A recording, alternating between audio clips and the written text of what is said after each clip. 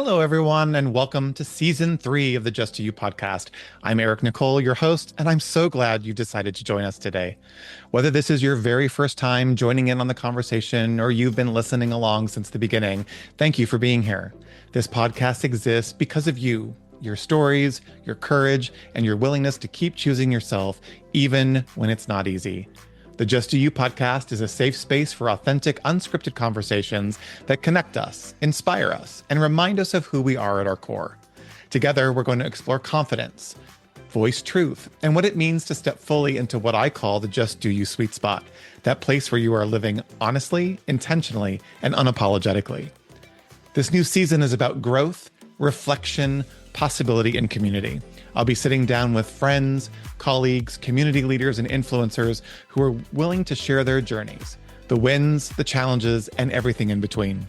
We'll laugh, we may shed a few tears, but in the end, we're going to continue to remind one another that none of us is walking this path alone.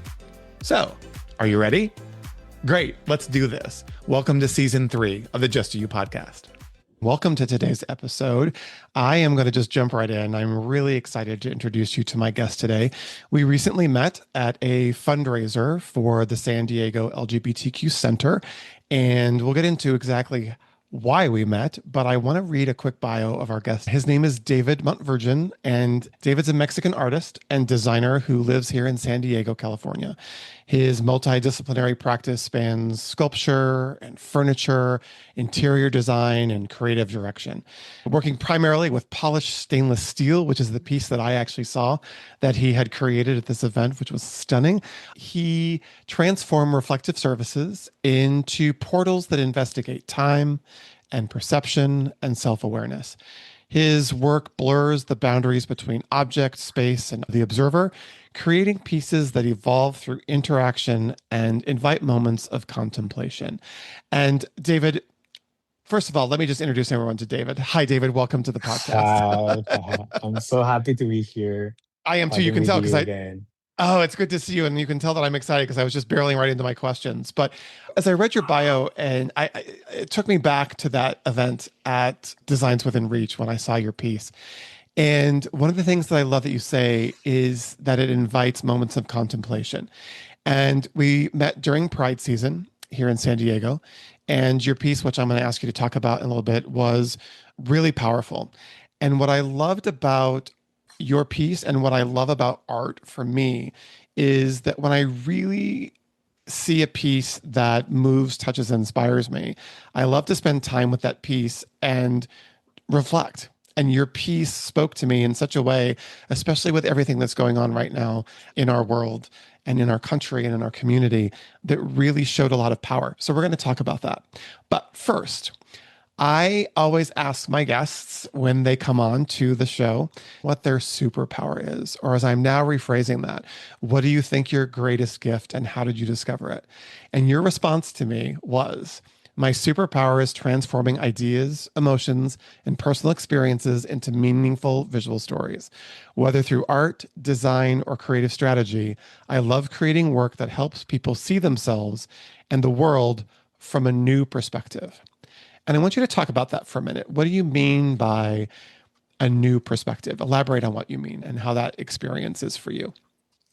So for me, what I love to do is to create. I love creating, I love designing. But when I started doing this with the medium I chose to like mainly use, which is, as you said, polished stainless steel, what I loved about it is like the reflectiveness it has, right? So when I was like creating pieces and exploring the medium like 5 years ago, I started to realize like I'm not creating an object or an art piece or a furniture piece. I'm creating something that goes beyond the purpose of the object or the purpose of the piece.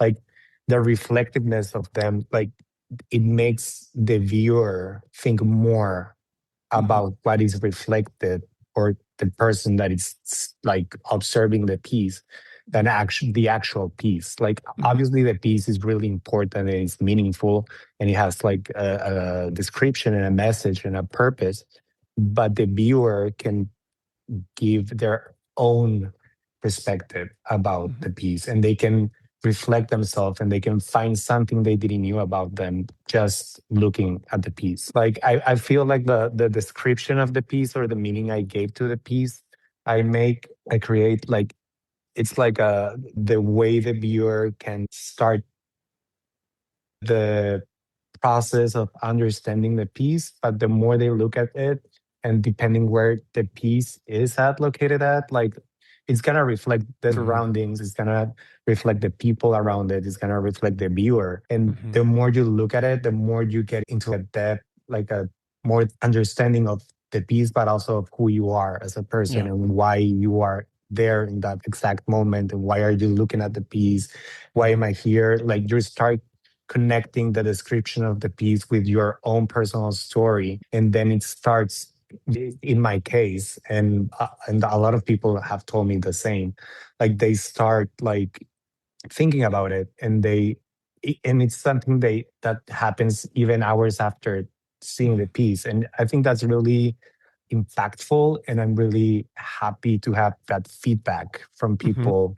That makes my work even more meaningful for me Yeah. because I'm not just creating art, I'm creating pieces that make people understand more of who they are than Hmm. just an art piece. And I think Yeah. that's part of what art is. At the beginning I thought it was like creating pieces that ask questions. Then I was like, I wanted to create pieces that gave answers, and then I realized that's not what I'm doing this because people need the space of meditation while they're seeing art, but Hmm. also to for them to explore who they are and how they feel inside and not only on the outside. Yeah. I will tell you. So, for our listeners, the piece that I am referring to and that you're talking about was done, and correct me if I'm wrong, on polished steel, correct? Yes, stainless. Yes, Stainless steel, and encased in this stainless steel piece, which was obviously very reflective, were, and again, correct me if I'm wrong, I'm assuming those were acrylic or kind of lucite panels that were in the rainbow colors. correct. Correct. So for me, when I, of course, I hadn't met you yet. I saw the piece. I heard there was some rumblings of people bidding on this art piece. And I have a history for how I collect my art. And I started many years ago when I lived in Laguna Beach. And they had what's called First Thursdays. And it's when they opened all the galleries in the neighborhood. And on the first Thursday of every month during season, people would go and walk the galleries and they'd be able to go in, and there was always food and wine, and you get to meet the artists. And I went with some friends one time to my friend Marion's gallery, and I walked in and I saw these beautiful contemporary paintings on a wall, and the artist was standing right beneath them. And I had to admit, back then I had had a little too much wine to drink, and I fell in love with this piece. It was a triptych that was hanging on the wall. It's very simple, it's very clean. I'm colorblind, so I don't like a lot of what I call messy, and I don't mean that in a bad sense, but muddled kind of colors. I like to see things very clearly. And there was this very contemporary piece, and I started talking to the artist Rita Blitt, and I said, "Tell me about the painting." And she goes, "It's a ballet dancer," and she was dancing across this triptych, and it was just these very simple brushstrokes, and it gave me the chills in that moment. And in that moment, I spent probably 20 minutes just staring at the painting, and I ended up buying the piece. And there's a whole story that goes with that, that I mistook how much it cost. Actually, I think in my wine stupor, and when I went back to pay for it at the end of the month, it was 4 times what I thought it was. So it's become my favorite piece of art. I share that because I spent a considerable amount of time with your piece as well. And when you were sharing what you were sharing about that process for you, is what that piece did for me in that moment was it gave me an opportunity to see myself in the reflection, but then to also see the community. Yes. And that to me, in the moment and in the space that I'm in my mindset right now, I struggle a lot with anxiety and what's going on in our world. But it gave me this sense of peace and a sense of family and a sense of connection that no other piece had ever done for me. And I remember spending time thinking about my own journey and my own process. And we were there obviously to support the LGBTQ Center of San Diego, which is obviously a huge part of our community and is there to support not only our community, but also our allies. And so your piece transcended that moment right? Very lucky gentleman walked home with that piece.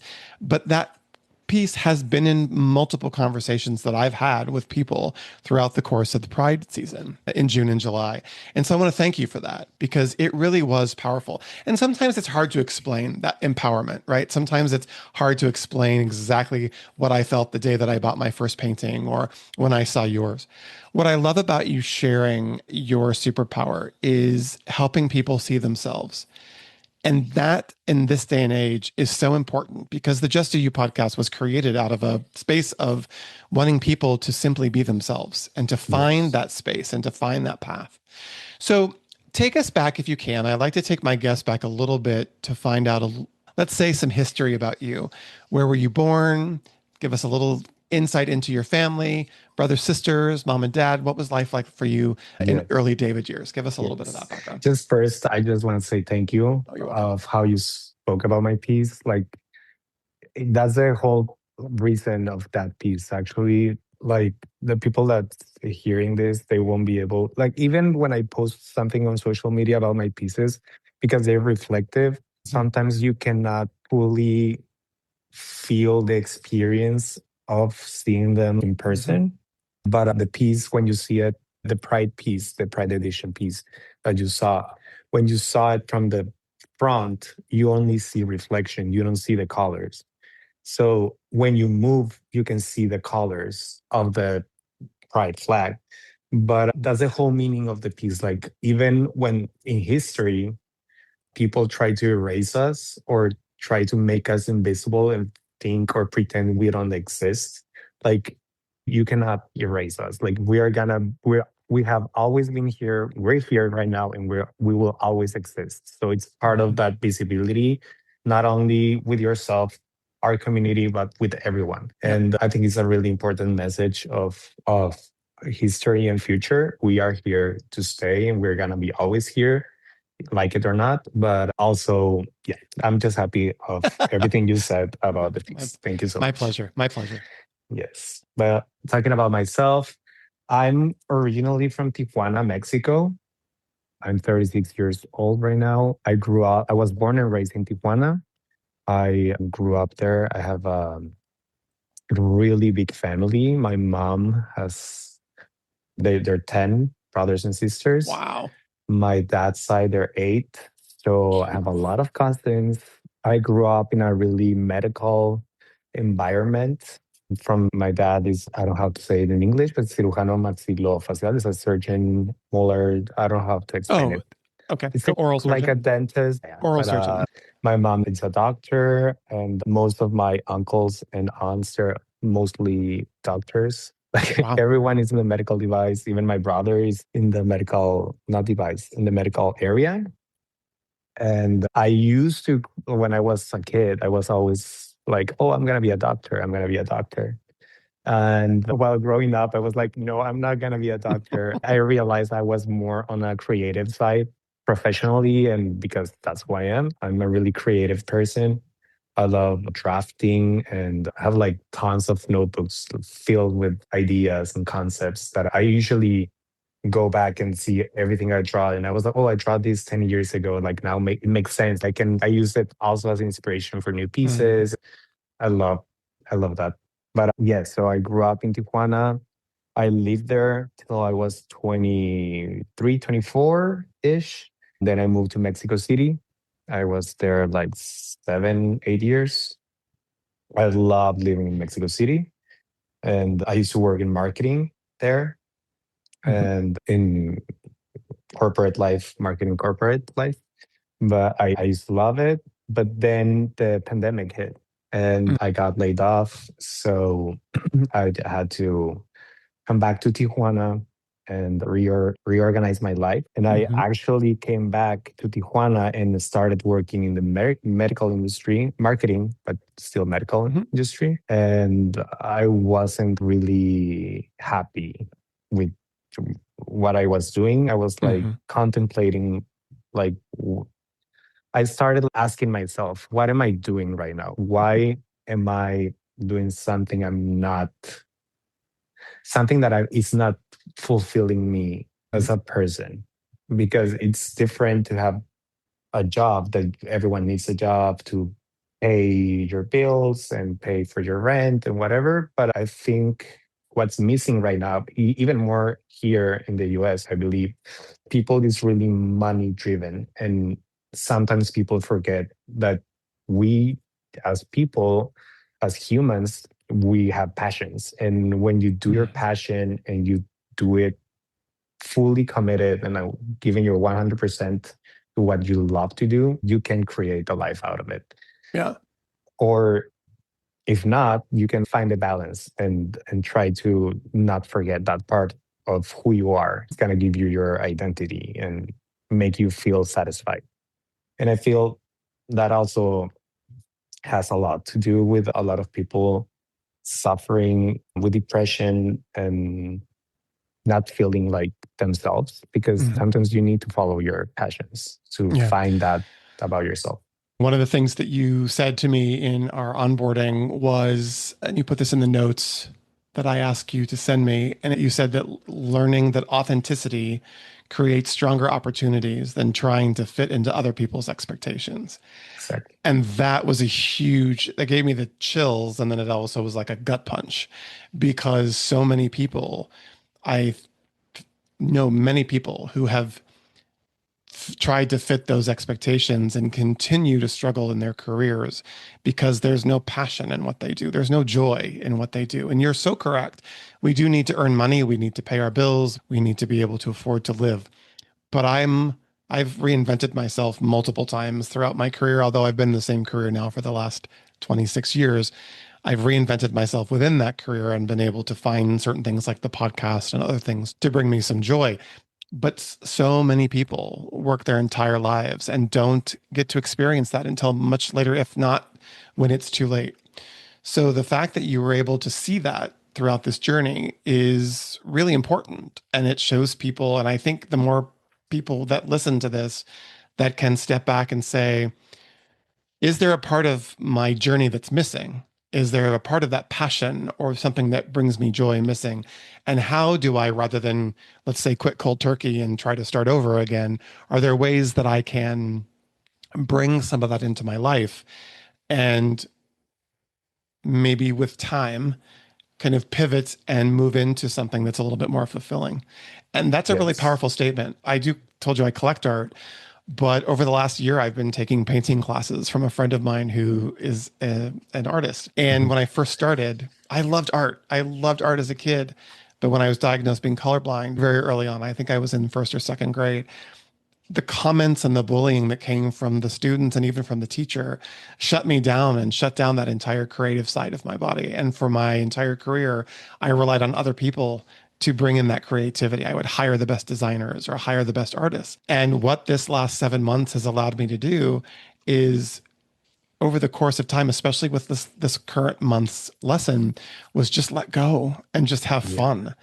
And Yes. am I Picasso yet? No. Do I want to be Picasso yet? No, I don't.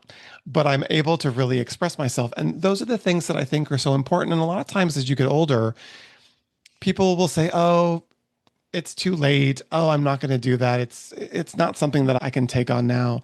And I really encourage people. I've told so many people through this painting class that I've gone to is whatever it is, singing, painting, piano lessons, whatever it is that you want to do, dance, just go do it.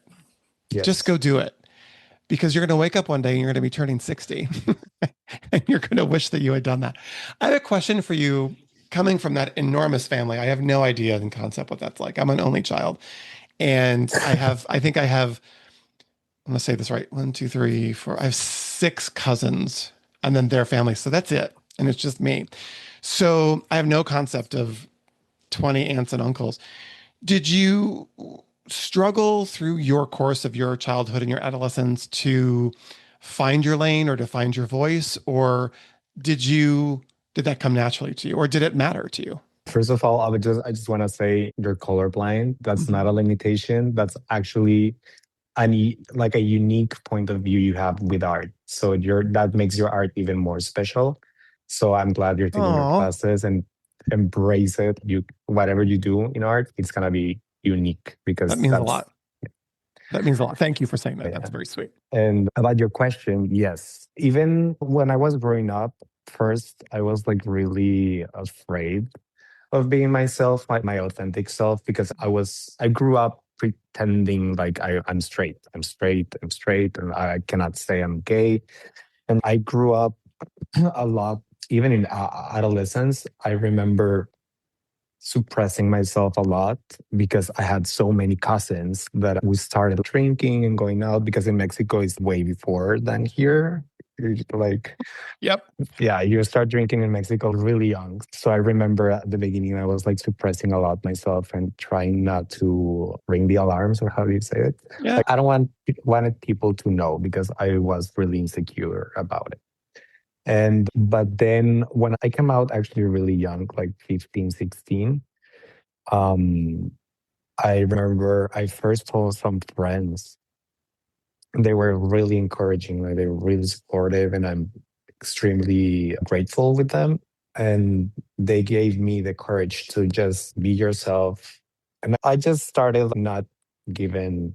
I'm gonna be myself. If they want to be with me, they're gonna be. If they don't want, they won't. And I'm not gonna be faking who I am. I'm gonna be unapologetically who I am. And I started doing that, and I really felt really supported from Mm-hmm. all my family.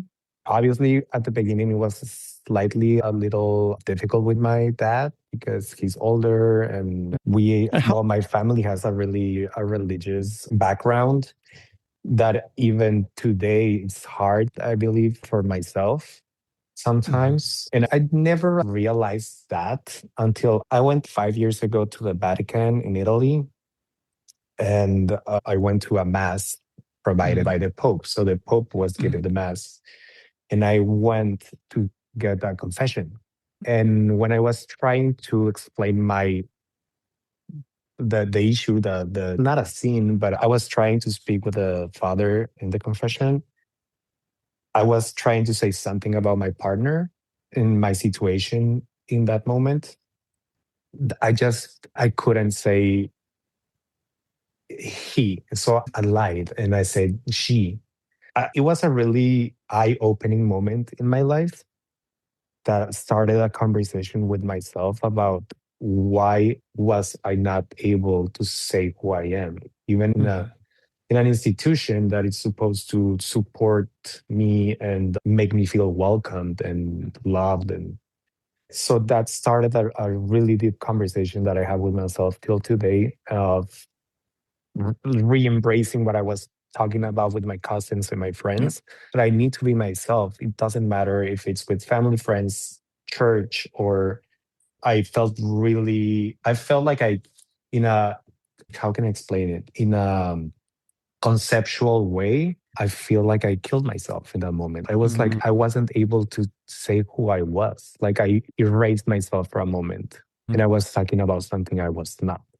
So it was a really deep moment for me. So Mhm. that made me reevaluate not my belief, because I'm a Sure. person with a lot of faith and I do believe in what I believe. Of course. But that made me reevaluate my relationship with church and like how to start. Just recently this year, I went back to church in the army actually, because I was in training this year. And just to escape for a moment, I was going to church every Sunday. And I started that conversation again of Mhm. how can I feel if I want to feel if I want to go to church, how can I make it work for me? I don't know if I Mhm. explain myself, but No, it's that perfect. started It's perfect, David. a whole world of exploration that I actually am thinking of creating also some art pieces talking about this narrative, because talking about this actually open up more conversation. Sure. Because when I talk about this experience, I heard, I don't know, women talking to me like, oh, I felt the same way when I got divorced. They judged me so much for being divorced. And it starts a whole world of conversation that it's intense. And But I think, no, go sorry. ahead. No, go. No, I was going to say I deviate the conversation, but No, no, it's perfect because I think this is where people will really resonate with your story, David, mhm, because you're amazingly unique, but you're not the only person who has this conversation about their faith. Most people who go through this journey of finding themselves, their true selves, and living authentically are going to be confronted with their faith at some level and at some point in the journey. What I love about what you said, which was super powerful and I think will really resonate with people, is that, and this is just my belief, okay, was not raised in that kind of institution. We were what I would call seasonal churchgoers, had a personal relationship with God, but not within the four walls of the church. Very different experience than other religions. So for me, my process of coming out was only enhanced by that relationship that I have with my faith, whereas others I know really confront with it. However, having said that, I believe that our relationship to God is our relationship. And so the relationship that you have with your faith and with your religion is going to take time for you to develop and for you to experience and for you to explore.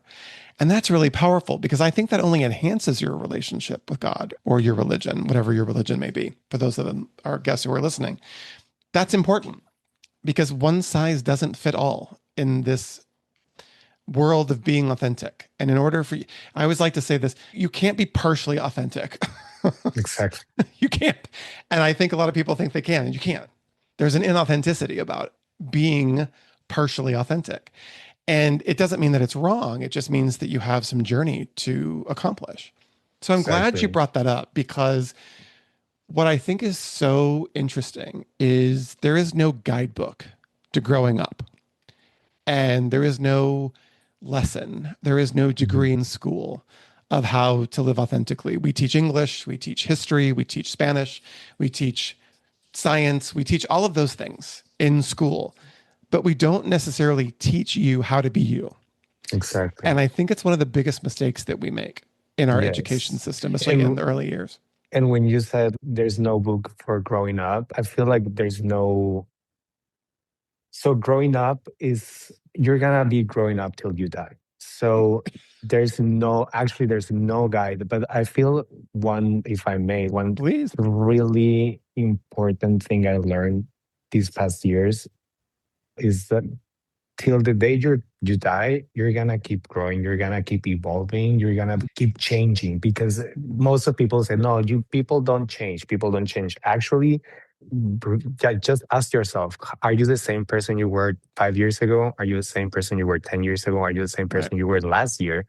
No, because we're in a constant growing, mentally, physically, emotionally. We're living experiences that are like shifting our path, and that makes us like unique in that sort of way, but we are still changing, and that's okay because people are really committed to one thing. So people, in more here in the US, I've noticed that like people think they have a clear path to follow, and they keep, I don't know how to explain it, but I'm going to try to explain it like this. So people here, I feel, not everyone, but that's part of my experience, and Mm-hmm. that's some type of advice I would like to give.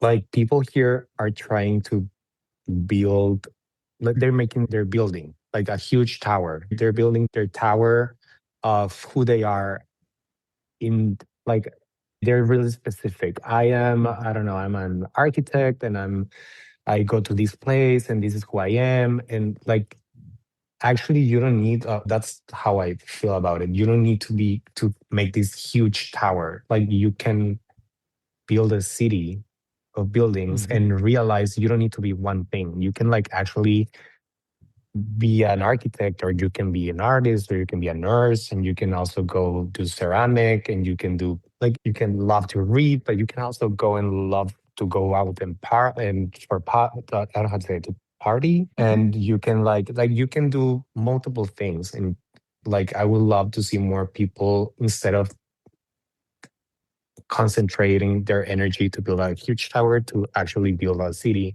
And that's gonna give you not only more tools, but it's gonna create more community, and you're gonna meet more people, and that's gonna give you so much culture and more knowledge, and actually human connections. That's also that we are missing a lot right now, and that's human connection.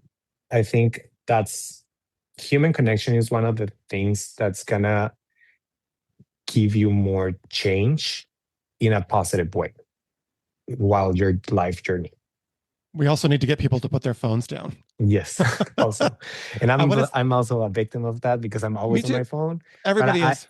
it is. But like when you said it, it's actually a fact. You can also obviously you're gonna be on your phone, but make the time to put it down for a minute and start a conversation with a stranger. Yeah. COVID messed us all up and it put us in our rooms and in our houses with our social media and our phones and a myriad of other things.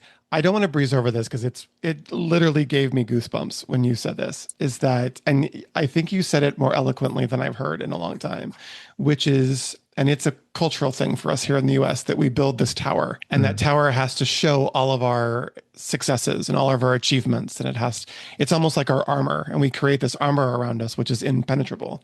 And a lot of times we are so disconnected because we've built this structure that people can't get into, and we wonder why we're alone or we wonder why we're lonely. And when you said to build a city, I got the goosebumps because you're right. When you're in that tower, when you're up on the 67th floor, no one can get to you. But if you build a city, there's access points and storefronts and streets and parks and opportunities for people to connect. And it's been my thought since COVID, and even before that a little bit, mostly since COVID, though, as we're coming up on 7 years, is that the isolation that it created for us is not, it's not back to what it was beforehand. And we're struggling to get back there as a culture. And Yes. what I find so difficult is that there are opportunities for people to connect and to meet and to grow and to learn and to experience joy. And I'm noticing that there's a resistance to it. I haven't quite figured out why. It's a whole other podcast episode. It could be a series of Hmm. episodes. But getting and circling back to you and your art is the thing that I love about art. And the thing that I love about those that create it and share it for those of us that are experiencing it is what you said earlier, is that my experience of your piece is going to be completely different than what somebody else is experiencing. The guy that I was bidding against at the event was having a very different conversation with your art piece than I was. I don't know what it was, but he was having a very different conversation. And what I love about that is because that sparks conversation. And our world, each of us, I believe our world only exists through a network of conversations. Yes. And those conversations are what bring us together. And I think, David, that we're in a spot, I was thinking about this as you were talking, is that we're in a place now, just given the chaos and the ridiculousness of what's happening in our world right now, is we're afraid to talk. Yes. We're afraid to open up and say, and I'm guilty of this, to say to someone else, to you at an event where I've just met you, I'm scared, or I'm feeling lonely, or I'm feeling isolated. And your art made me feel love and made me feel joy. And I want to thank you for that. Or it was great meeting you at that event. Can we go for a cup of coffee? I'd love to get to know you better. And, or do you know what I mean? And that I'm noticing that's not happening a lot these days. And my hope is that opportunities to connect and learn something about someone else is going to be what brings us back to community Yes. and what brings us back to a culture that we knew prior to all this craziness. Did I think it was going to go this far? No. Did I think it was going to get this divisive and this toxic? No. Do I think it needed to happen? Some will argue with me, but I say yes, because we will come back together stronger Mhm. and more connected than ever before. And our community is testament to that. We've Yes. been through hell in a handbasket. I don't know if they have that phrase in Mexico, but we've been through hell Yeah. and back many times over.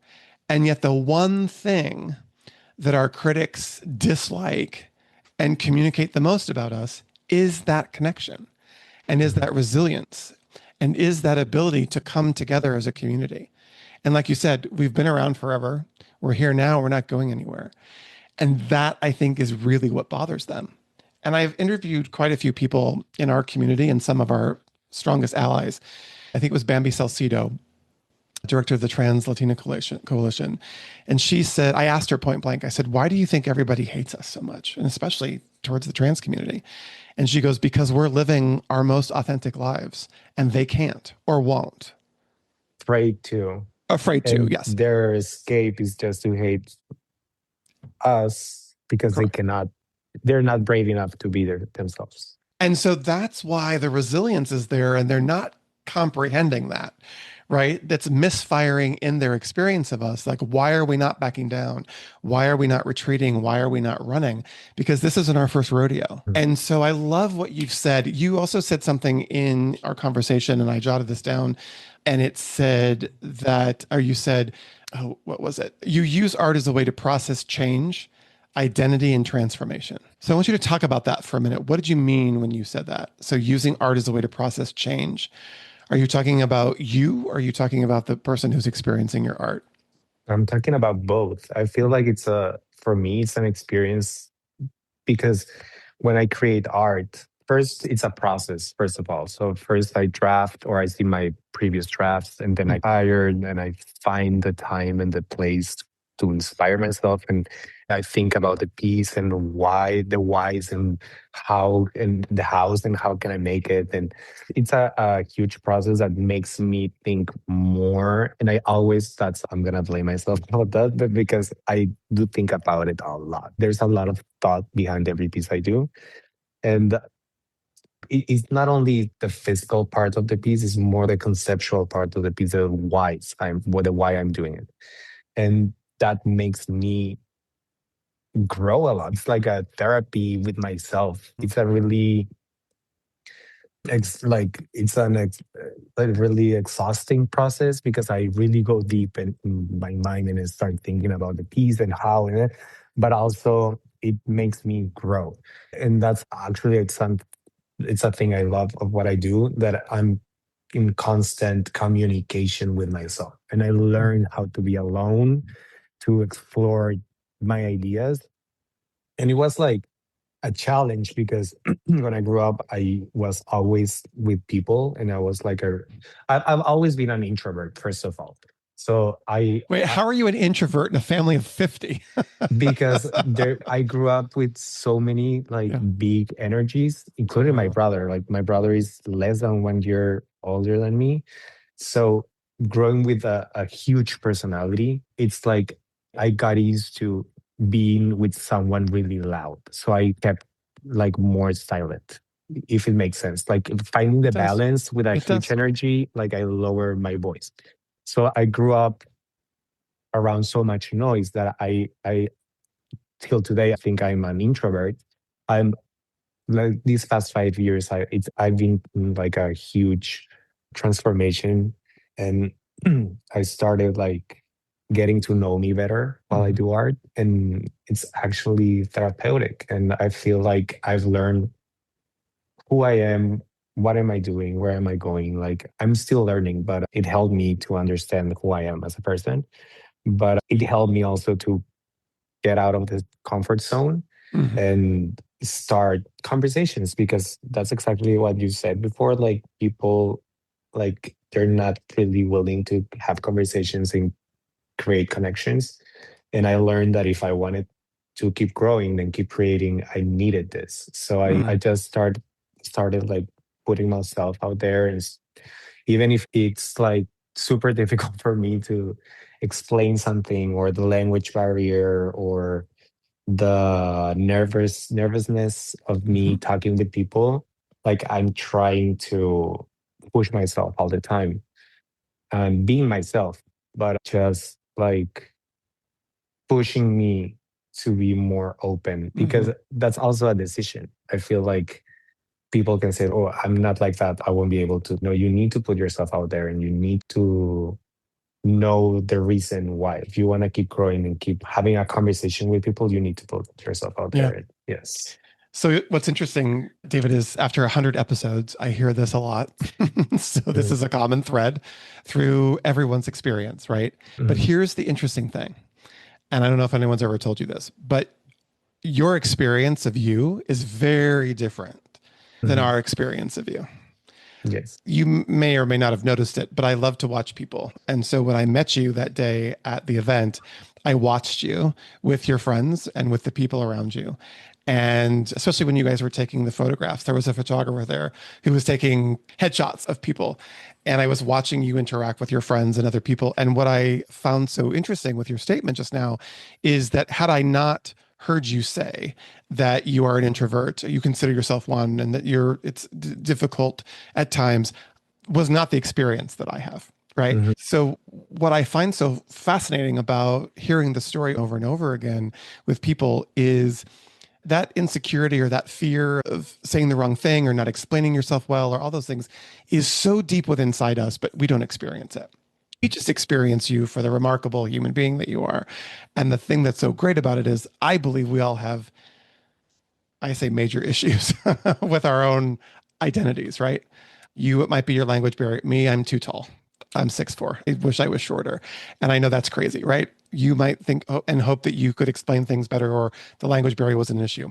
My point of all that is to say, is that in just you doing you, you being you in that space is not the experience that we have of you. I thought it was beautiful and brilliant. So my little 5 cent pulpit for the moment. But what what really got to me, and I'm going to transition this because I want to be respectful of your time, but I want to get a little bit more detail.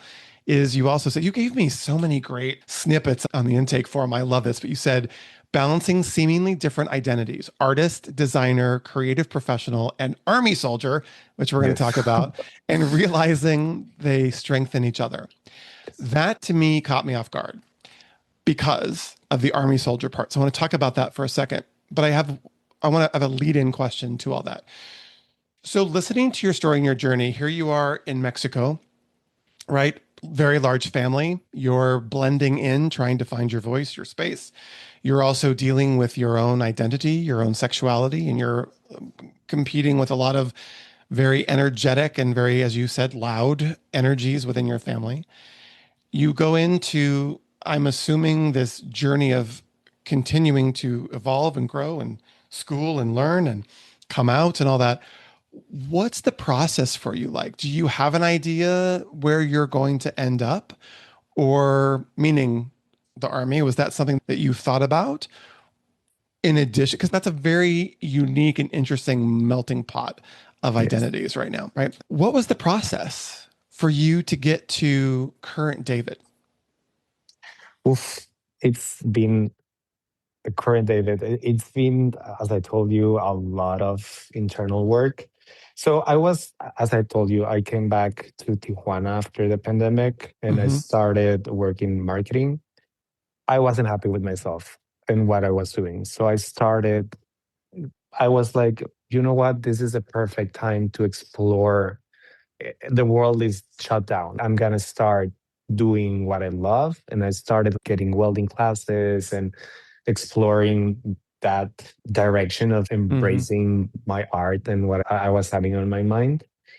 And I think that was the point when I started actually having my life in my hands. I started Mm-hmm. with putting myself first and I started realizing that time, they say time is money, but no, time is like the only thing you have like in life. So I wanted to make my time worthy, not money value, but Mm-hmm. worthy of living.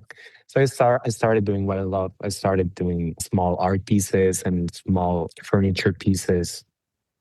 At the same time, in the pandemic, I was doing the interior design diploma I had from Madrid, actually. And but then I met someone, and now I'm in my divorce process. But at the moment, I was really happy, and I will never speak badly about this person. But I'm really grateful for the good moments. But in at some point, we got married, and we were living in Tijuana, and then we decided to come live in the US because my ex is a Mexican American citizen. So we started the process of me for getting a green card.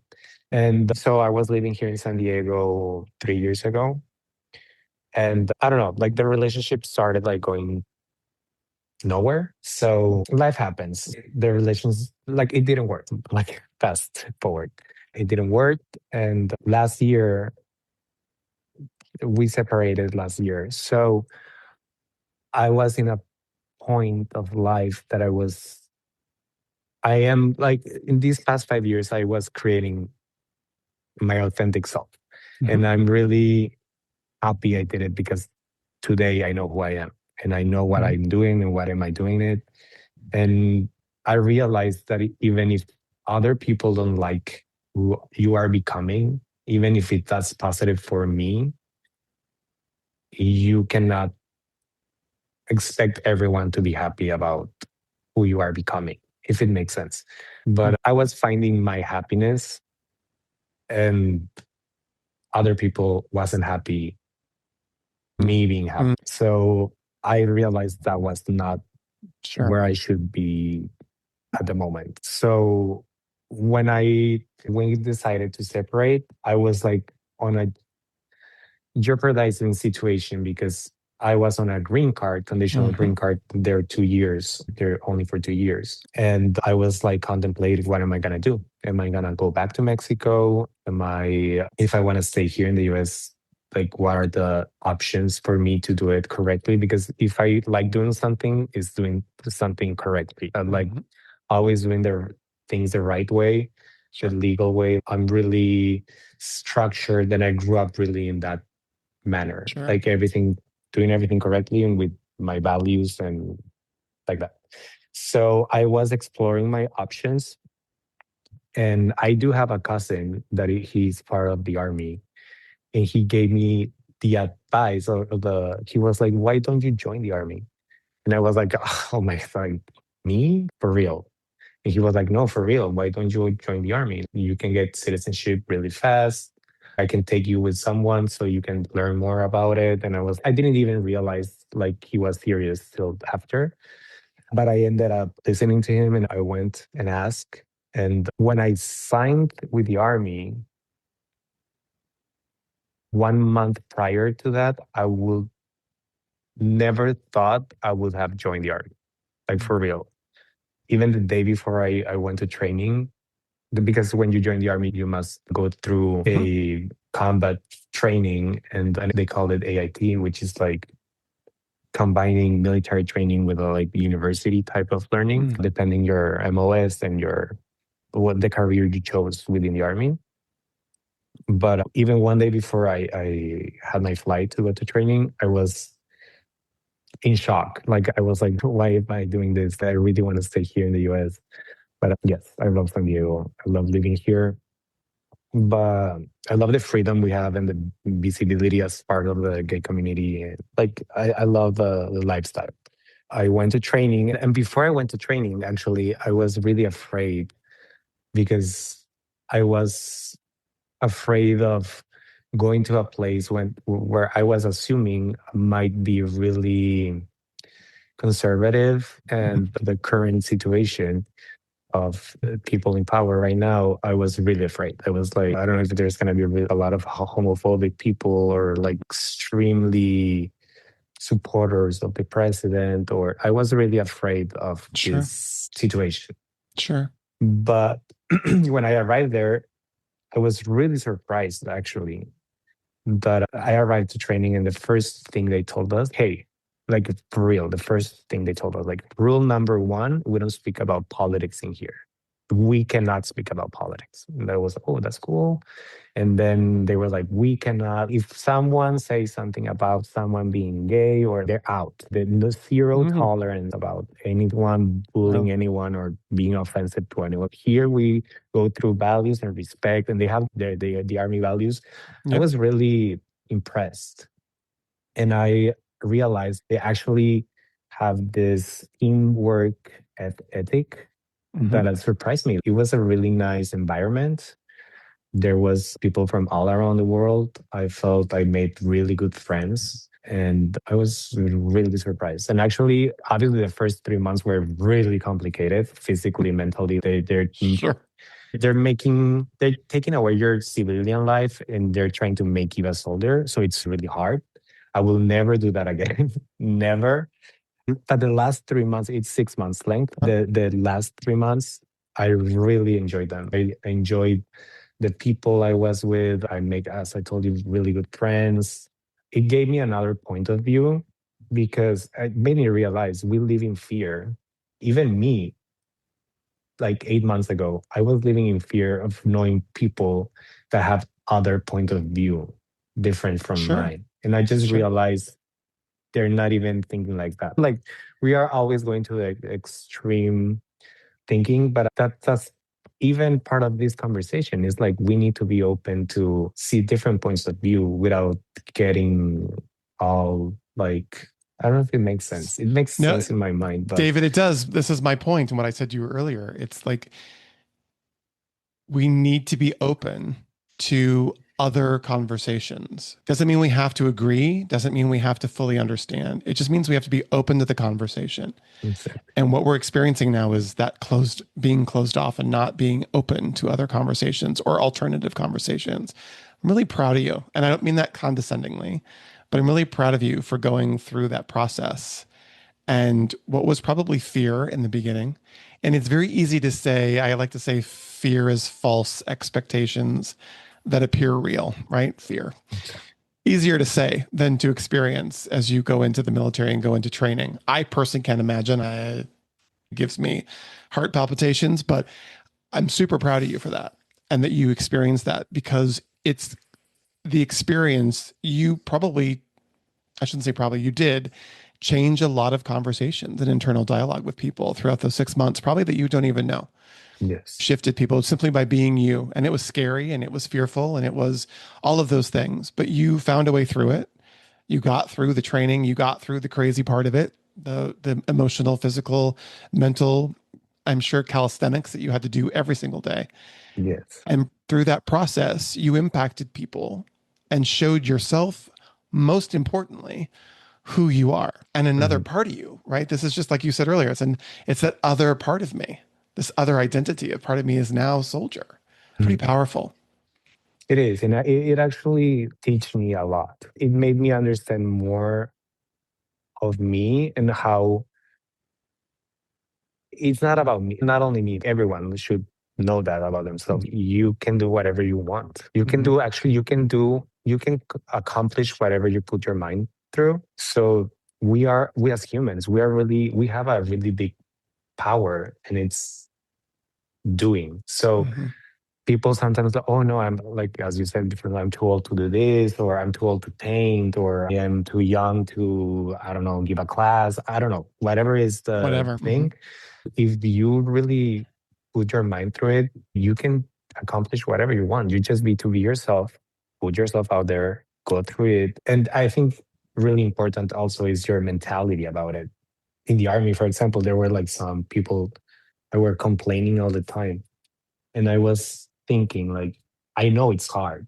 It is hard. I could complain, but I'm already here. Just change your mindset. You still need to be here. So just change your Right. mindset and just Right. try to enjoy the experience and try to make it beneficial for you. Like if I'm Mm-hmm. already here, I'm gonna try to do it correctly the best way I can, and it's gonna help me improve, I don't know, physically or mentally or whatever this is. And I think that's not only the army, it's every experience in life. Like Sure. the way things change the way you're gonna experience it, but also the way it's gonna enrich you in each Mm-hmm. particular way of the situation is. So, I have to ask this the right way.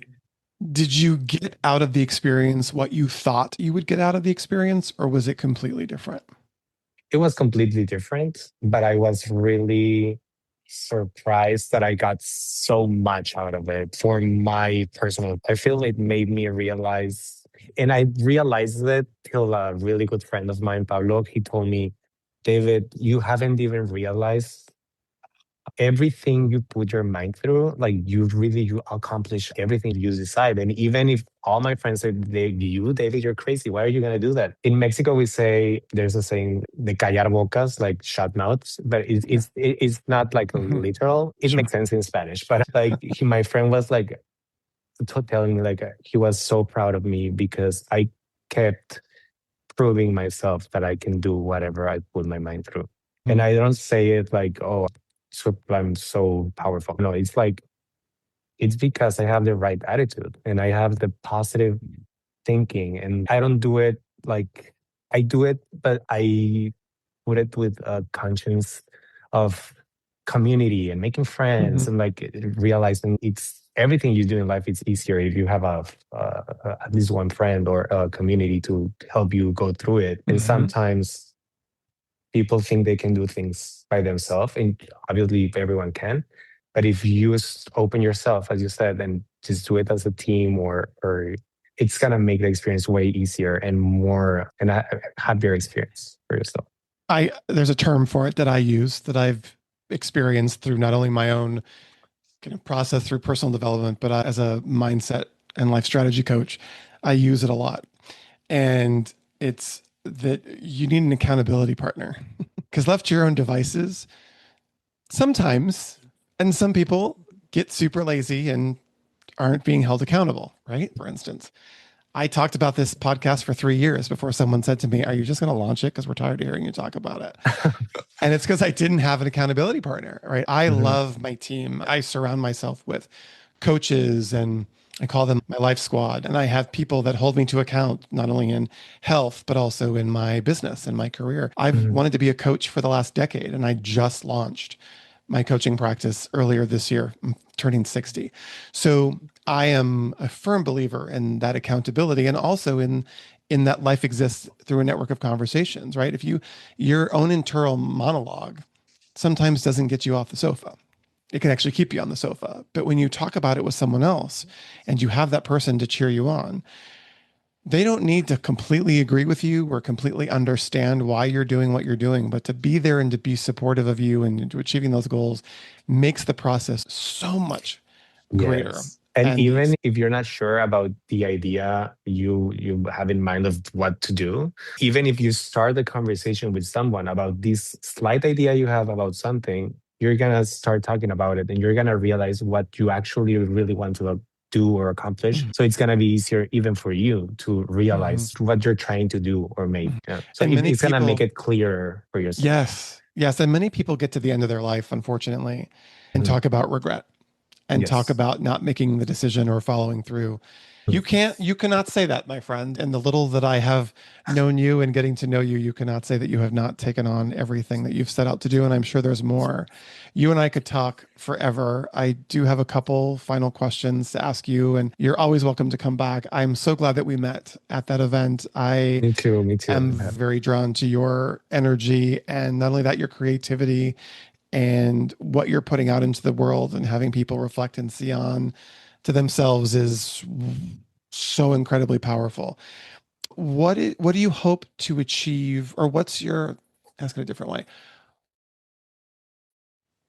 what's the goal for you now having been through training? What do you want to do with that now career in the army? Within my career in the army, I have a contract to fulfill. Mhm. So I will keep going fulfilling this contract. And actually I'm happy to fulfill it. Like I was really afraid because I know I can get deployed. And my cousin is deployed right now, the one Mhm. that got me into the army. Like he's deployed, he's in Jordan, where he's at like Mhm. few days ago, because Yeah. unfortunately some soldiers died. Or I Yes. think four, two or four Yes. Four. soldiers Yeah. died.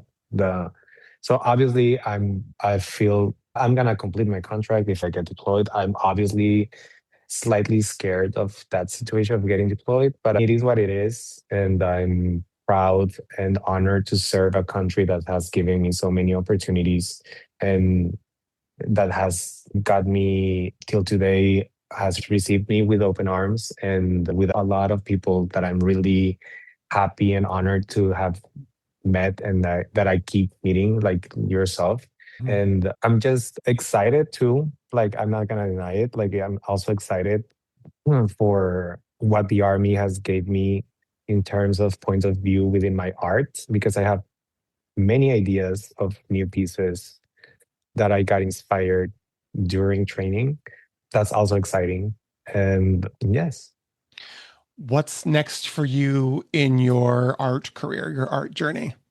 What do you think is next What's for you? next? Right now, I'm working on an exhibition that I'm gonna have.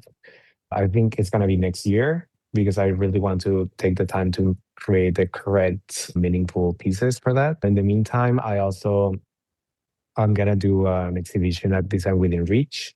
I think it's gonna be September or Hmm. October. I haven't confirmed the date yet. I'm starting also right now. I'm starting to do my own photography coffee table book. Nice. Yes, it's gonna be called Testigos, which means witnesses. It's Testigos, and it's a book of photography of people's eyes from all over the Oh, I world. love it. Yes, and behind every eye, there's gonna be a story written by the owner of the eye, Oh, I love explaining that. what they have been witnesses in their life. So it's also a conversation starter.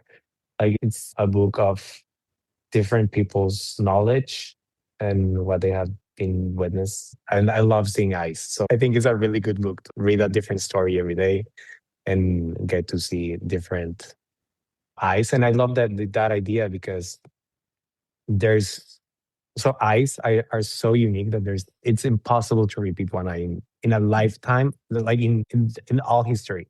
And there's something so special about that. They really are without eyes, we couldn't be witnessing anything. So there's something really interesting about that narrative that I'm willing to explore doing Mm. this coffee table book. Oh, I can't wait to see And it. yes, and yeah, and I'm open to see what else has life for me.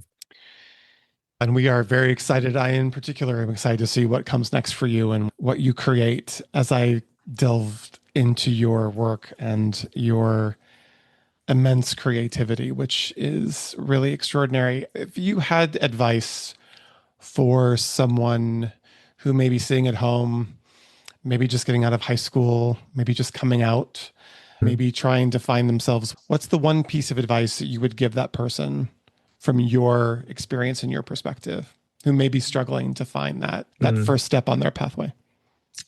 I would say even because if someone in high school, for example, how can I explain it in English?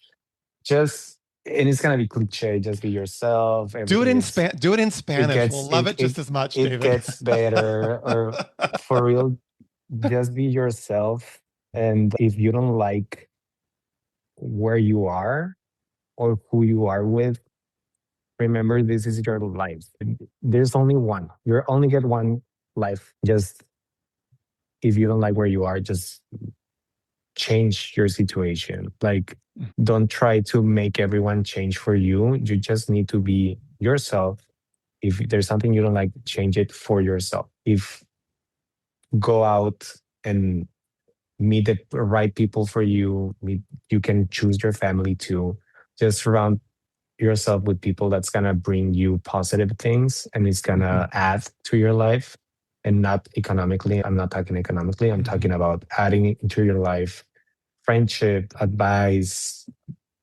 If you're with people that's subtracting from you, get away, Mhm. run from that people Mhm. because you don't need people to take you down. You need people to raise you and that you can be for them too. I would say that embrace yourself, learn to love yourself.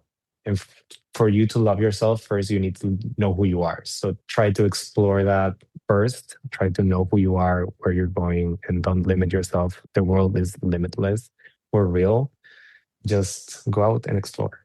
I shared with you before we hit record about my being a Southern Californian and going to Puerto Vallarta, Mexico for the first time when I was 55, I think, which is crazy considering I live so close. However, when I was in Puerto Vallarta, I went to a drag show with my friend Daryl, and the drag our performance artist was Mama Tits, and she is hilarious. Hilarious. And I loved the show. I was riveted. I was singing along. We were just going crazy. And at the very end of her show, she made a comment that in that moment, David, changed the trajectory of my life. And she said, surround yourself with people who celebrate you. Yes. And in the moment, it talk about goosebumps. Mm. It brought me to tears So I felt them. I also Yeah, like felt them. right?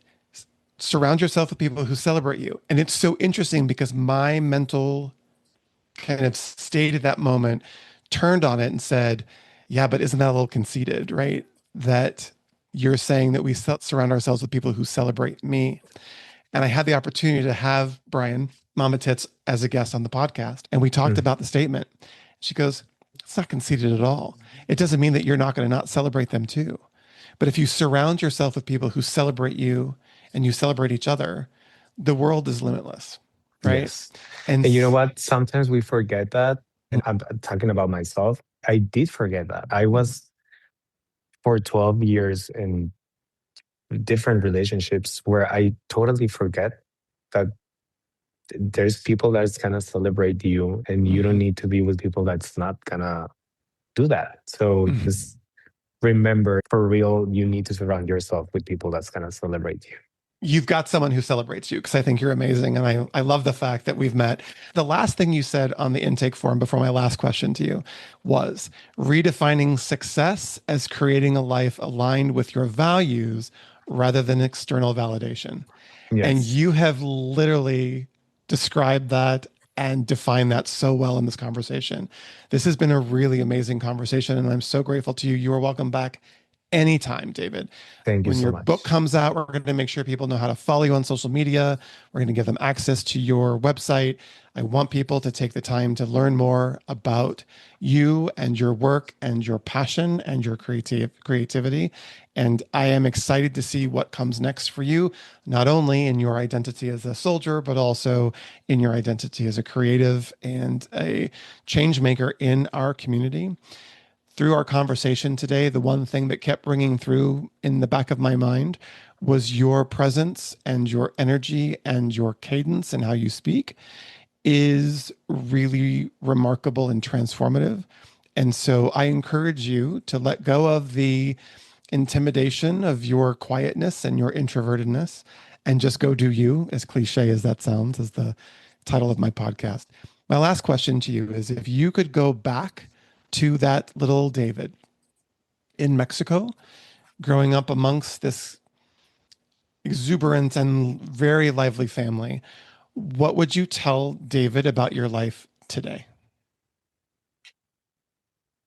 I will tell that little David that it doesn't matter what people think, says, or it doesn't matter what you think about other people will think or say. Just do yourself, be yourself 100% because just hiding who you are is not gonna take you anywhere. So it's just gonna take you a part of finding yourself. So just embrace yourself and be 100% yourself. Nothing left to say. I can't say it better myself. David, thank you for being here today and thank you for spending some time with us. And I really appreciate you. I really do appreciate the invitation, and I will be happy to be here many times. And I'm Many really times grateful over. for this friendship. Thank you so much. You as well. Thanks. We'll talk soon. Yes. All right, everyone. Thank you again for joining us on today's episode. I hope our conversation resonated with you like it did me, and I cannot wait to sit down with you all again next week. Remember to subscribe to the Just You podcast on your favorite platform so you can make sure not to miss a new episode, which drop every Thursday. If you like what you hear, you can easily share the podcast and episode directly with your friends. And if you would, rate us and leave us a review. We'd love to hear from you. You can also follow us on Instagram at JustDoYouPod. As you go out back into the world today, remember to just do you. All right, talk next week.